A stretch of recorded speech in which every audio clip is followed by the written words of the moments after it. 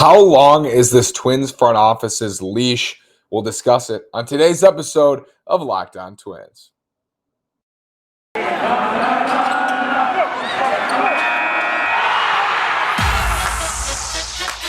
You are Locked On Twins, your daily Minnesota Twins podcast, part of the Locked On Podcast Network, your team every day.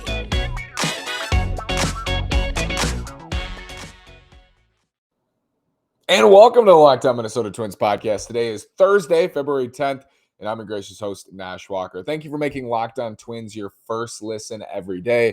We are free and available on all podcast platforms. Again, this is Nash Walker, writer at Twins Daily, lifelong Twins fan, bringing you 3 days a week coverage now during the offseason on the Minnesota Twins. As soon as the season starts, 5 episodes a week. Cannot wait. Probably starting shortly before the season starts. Hopefully that is sooner rather than later. We're talking Leash for Thad Levine and Derek Falvey's front office on today's episode of Locked On Twins.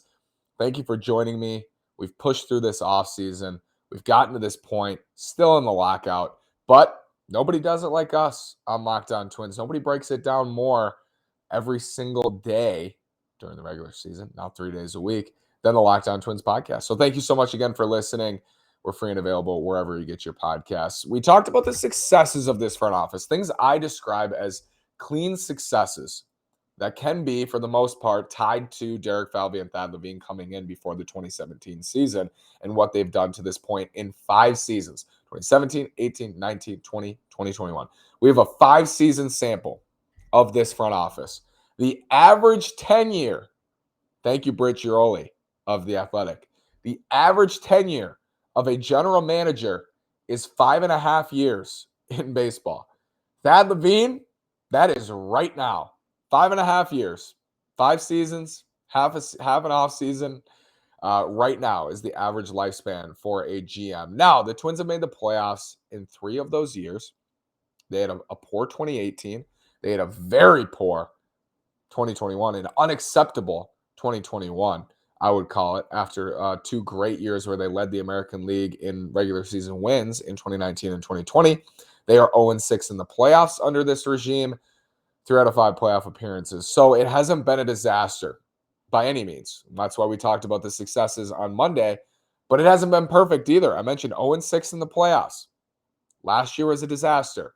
We talked about the failures on yesterday's show. The offseason, the slow off seasons that have led to poor additions for the most part for this front office.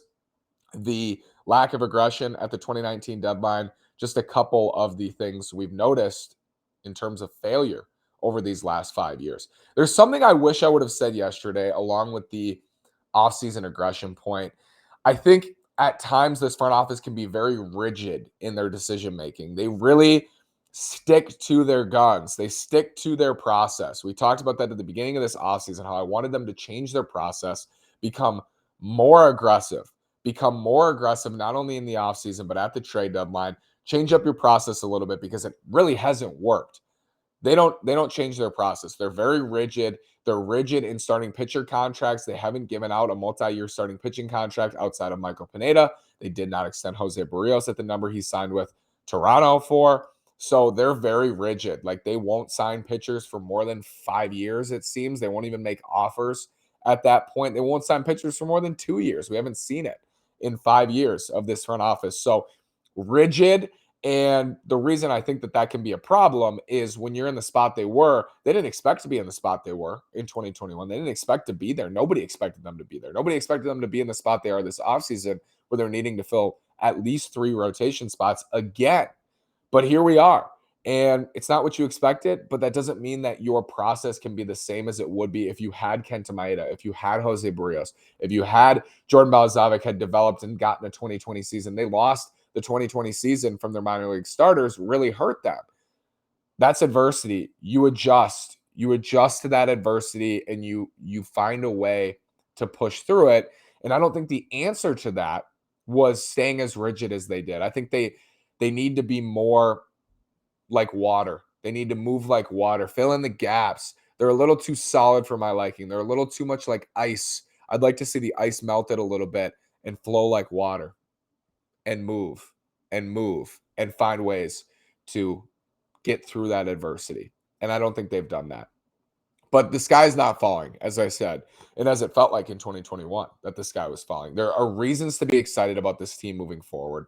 Maybe not immediately right now, but there are reasons long term to be excited. I do think they have a really nice group of starting pitchers coming through. At least some will probably be in the bullpen. Some might not make it, but I'm confident that at least 2 or 3 will end up being major league starters for the Twins in the long run. And that's exciting. We haven't been able to say that, I don't think, in a long time.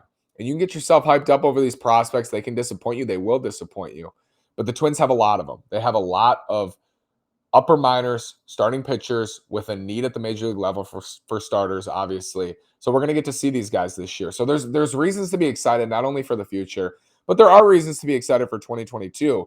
Right now, it's not that we think they'll be competitive, which I think is not okay. I think they have an opportunity, and I've said this all winter into the spring. We're going to get into the spring. I'm going to say the same thing.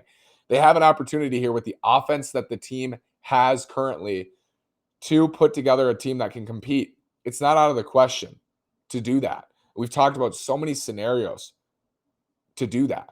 It doesn't take a whole lot to put yourself in a position where you could reach an upside that was not foreseeable before the moves were made. And they just haven't made any impact moves so far. Could that change after the lockout? Absolutely. Will it change after the lockout? I think it will. I want to talk to you more about the leash of this front office. How much more leash do they have before we're seriously talking about a new regime?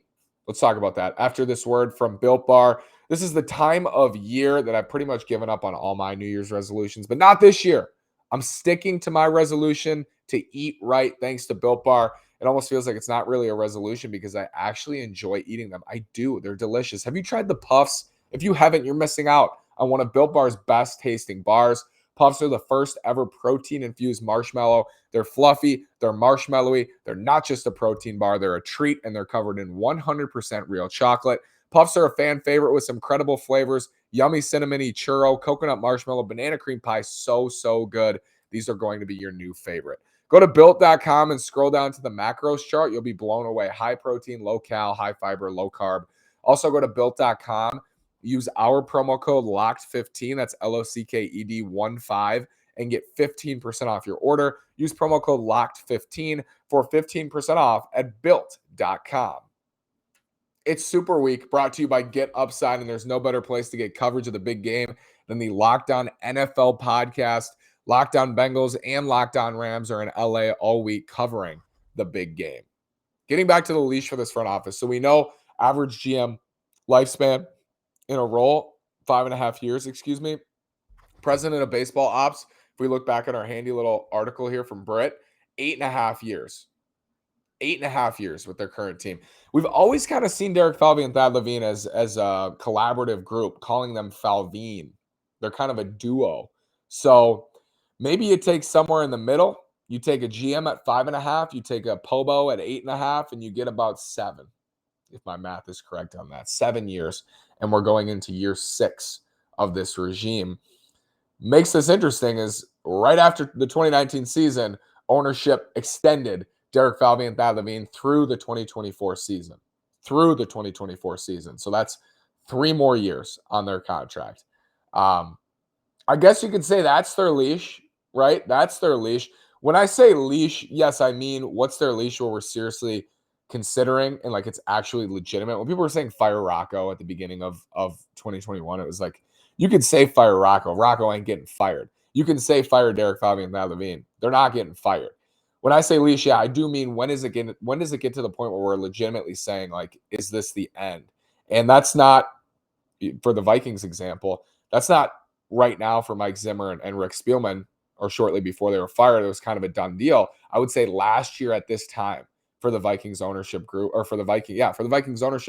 thinking about Spielman, thinking about Zimmer, legitimate questions about their future. We're not in that spot with Derek Falvey and Thad Levine. We're not in that spot with Rocco Baldelli. We're not in that spot right now. When I say leash, how long until we are in that spot? What would have to happen to get to that spot? It is worth saying Jim Pohlad gave Derek Falvey and Thad Levine an A+, I believe was his exact grade, talking to Charlie Walters about the 2021 season. Gives them an A+. I don't know how much that means. I wouldn't give them an A+. So far, I'd probably give them a C+. I said I would give them a 2 or a 2.5 out of 5. yeah, I mean, I'd give them a C+ thus far. They're 0-6 in the playoffs. They've had some success in the regular season. I'm not downplaying what happened in 2019 and 2020 combined. I think 2019 is the reason I'm on this podcast right now. It's the reason I'm talking about the Twins every day, because that season brought me back as a fan, and they were a part of that. They helped put that team together. So I'm not talking down on the accomplishments. We talked about the successes on Monday. We talked about the failures on Wednesday. It's a big equation. I think it comes out to about even or slightly above average in terms of how they've fared in their 5 years compared to expectations. I think that's a big part of this is what they had when they came in. I think they have faced adversity. 2020 didn't help them. Injuries have not worked in their favor at all. So it hasn't been great. It hasn't been awful. But what would have to happen for this to become awful? And it goes back to what I said on Monday, which is this year is big for this front office. It is the biggest year that they've had. It is the biggest season that they've had as the Twins front office. It is absolutely critical for them because you can look at 2020 and say they lost the 2020 season. You can look at 2021. This is minor league season. They lost the minor league season. You look at 2021, filled with injuries. There were a ton of injuries, but Jordan Balazovic was healthy for most of the year. They had some other guys healthy, Louis Varland, Cole Sands for the most part. So this summer, when all of these guys are said to be good to go, we're going to be able to see. We're going to be able to see if these guys can compete at the major league level. If Josh Winder can get major league hitters out. If Jordan Balazovic can get major league hitters out. If this pitching pipeline we've been told about is legit, if they can actually get it done in 2022. And there are going to be some hiccups. It's not fair to say Jordan Balazovic needs to become a number one next year. He needs to be their number one pitcher. But we need to see something. We need to see a Bailey Ober type season from some of these guys, like multiple of these guys, I think, to feel better about the rotation moving forward, because what we know is that they're very rich and they're not going to sign a pitcher for 5 years. So if you're not going to do that, these prospects who come up, man, they better be good. They better get it done. And again, I'm not asking for a Rookie of the Year Cy Young season from Winder, Balazovic, or Duran, or Cantorino, or anybody, but got to be a solid year. It's got to be a solid year for this group. It has to be. And hopefully it's a healthy year. If it's an injury-riddled year again, that would suck, and you have no control over that, obviously. But it's such a big year for them. So when we talk about Leash, I think, again, we're going to know a lot more about this Leash at this time next year. What would a complete collapse look like? After this word from BetOnline. BetOnline has you covered this season with more props, odds, and lines than ever before. As football continues its march through the playoffs right to the big game this Sunday, BetOnline remains the best spot for all your sports scores, podcasts, and news this season. That's betonline.net. And it's not just football. BetOnline has up-to-the-minute info on pro and college hoops, the NHL, boxing, UFC, along with live real-time updates of current games. Don't wait to take advantage of all the new amazing offers available for the 2022 season. BetOnline is where the game starts. BetOnline has you covered this season. Super Bowl Sunday, what a time. Go to betonline.net. Go play. Remains the best spot for all your sports scores, podcasts, and news this season. And here we go. So when we talk about Leash, what would a complete collapse look like? How would we get to a total system failure as 2021 was with this front office? I'll tell you, if they go into this year and they didn't do much to improve the team, they didn't do much to improve the rotation, and we're getting fed this, hey, the pitchers are coming, the starters are coming, the starters are coming, and then the starters don't come or don't show us very much, I'm gonna be even more skeptical at that point, because then you have another lost season. You have another lost year in 2022. And it's like more slack. It's like we're giving slack. And I'm okay giving slack for 2021. Don't get me wrong. I'm okay giving slack for what happened last year. It sucked. I've talked at length. We did post games every night. I was there. I watched 150 games probably of it. I know what happened. It sucked. I'm not taking anything away from that.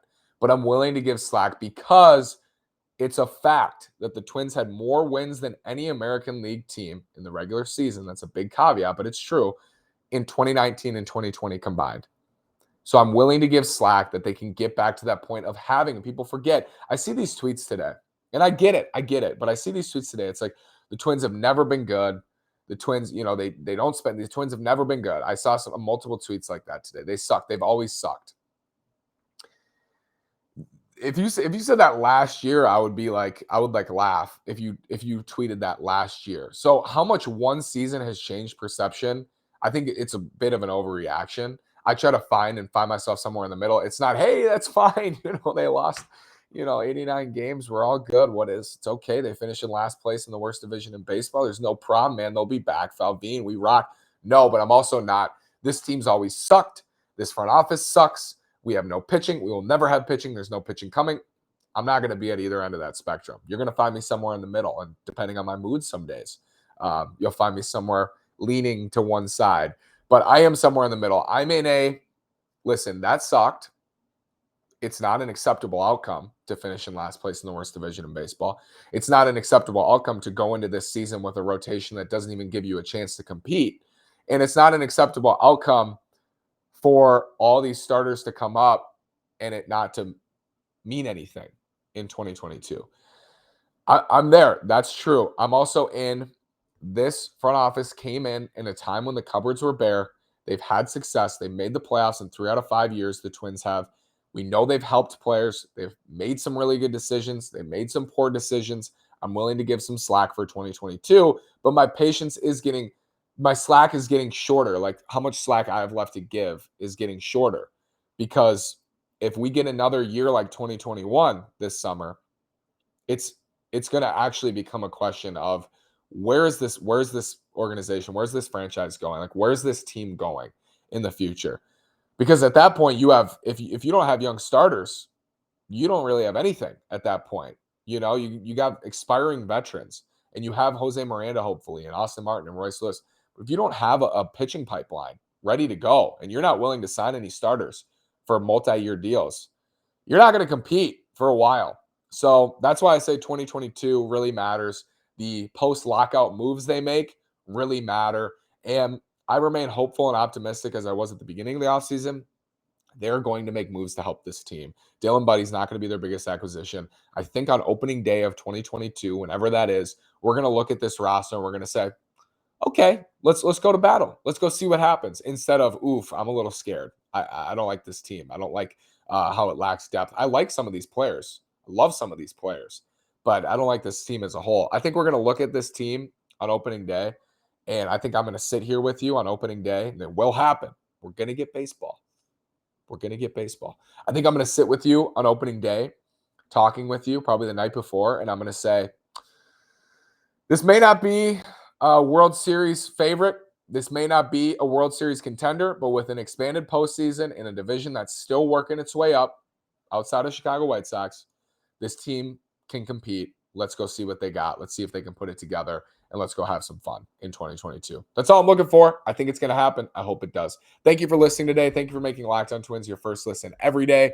You'll make your second listen Locked On Bets, your daily one-stop shop for all your gambling needs. Locked On Bets is hosted by your boy Q, with expert analysis and insight from Lee Sterling. It's free and available wherever you get your podcast. Thanks for listening. Have a great day. Go Twins.